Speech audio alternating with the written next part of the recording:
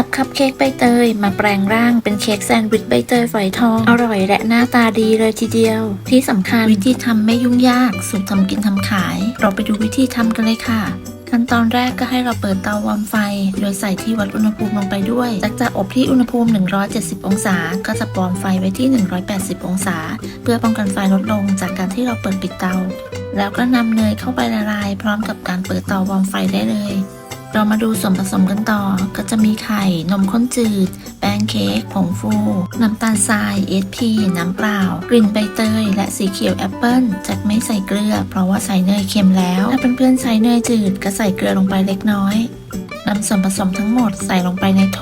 ยกเว้นเนยละลายไข่แจ็คใช้เป็นไข่ไก่เบอร์2จำนวน4ฟองส่วนที่เป็นของเหลวแนะนำให้แช่เย็นจะทำให้ส่วนผสมตีขึ้นฟูได้ดีถ้าไม่มีนมข้นจืดสามารถใช้นมสดได้ป้าย SP ไปที่หัวตะกร้อแล้วก็ใช้หัวตะกร้อคนส่วนผสมให้เข้ากันเพื่อป้องกันแป้งฟุ้งกระจาย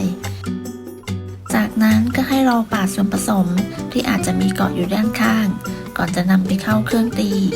เสร็จแล้วไปตีส่วนผสมกันเลยขั้นแรกตีไปประมาณ1นาทีโดยใช้ความเร็วสูงจากนั้นหยุดเครื่องแล้วก็ปาดส่วนผสมเนื่องจากอาจจะยังมีส่วนผสมที่ยังไม่เข้ากันและเกาะอยู่ด้านข้างจากนั้นเราไปตีส่วนผสมต่อจากตีต่อด้วยความเร็วสูงประมาณ5นาทีหรือจนกระทั่งส่วนผสมขึ้นฟูเมื่อครบเวลาหรือส่วนผสมขึ้นฟูดีแล้วก็หยุดเครื่องต่อไปเราจะตีส่วนผสมต่อโดยเปิดความเร็วต่ำแล้วก็ทยอยใส่เนยละลายลงไปเนยละลายที่ใช้จะต้องมีอุณหภูมิอุ่นค่อนไปทางร้อนแต่ไม่ร้อนจัดหรือมีอุณหภูมิเย็นใส่เนยละลายหมดแล้วปรับความเร็วให้เป็นความเร็วกลางตีต่อ2นาทีจากนั้นลดความเร็วลงเป็นความเร็วต่ำเพื่อตัดอากาศตีส่วนผสมจนเนียนใช้เวลาประมาณ1นาทีเสร็จแล้วก็นำไปตักใส่ถ้วยได้เลยค่ะแจ็คใช้ถ้วยขันข้าวเบอร์8วางด้วยกระดาษจีบเบอร์3220สูตรนี้แจ็คทำออกมาได้14ถ้วยแต่ละถ้วยรวมน้ำหนักถ้วยด้วยก็ประมาณ47กรัมตักส่วนผสมใส่ถ้วยเสร็จแล้วก็นำเข้าอบกันได้เลยอย่าลืมเคาะเบาๆเพื่อไล่อากาศก่อนอบที่อุณหภูมิ170องศาใช้ไฟบนล่างไม่เปิดพัดลมจะวางไว้ชั้นล่างของเตาอบใช้เวลาอยู่ที่ประมาณ15นาทีเมื่อครบเวลาก็นำเค้กออกจากเตากระแทกพิมพ์เบาๆให้เค้กเซ็ตตัวเสร็จแล้วจะนำเค้กออกจากถ้วยแล้วก็พักเขาไว้ให้เย็นเนื้อเค้กที่ได้จะมีความนุ่มฟูหอมใบเตยต่อไปเรามาตีวิปปิ้งครีมกันค่ะ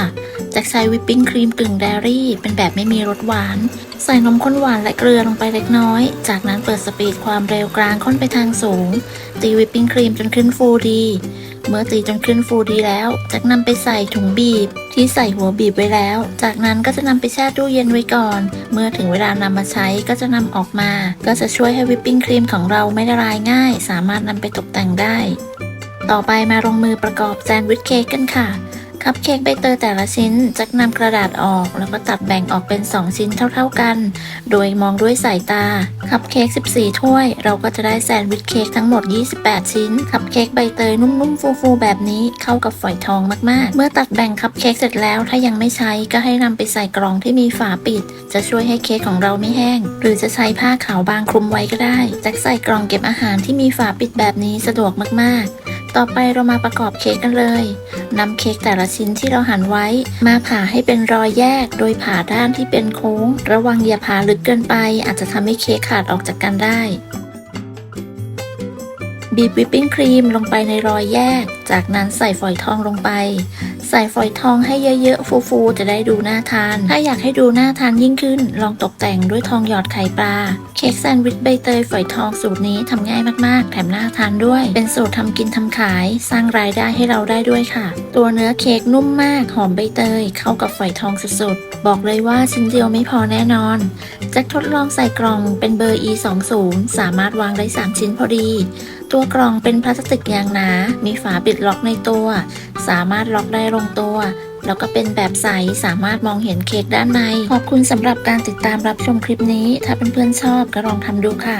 ได้ผลยังไงก็มาคอมเมนต์คุยกันสำหรับคลิปนี้จะต้องลาไปก่อนพบกันใหม่ในคลิปหน้าสวัสดีค่ะ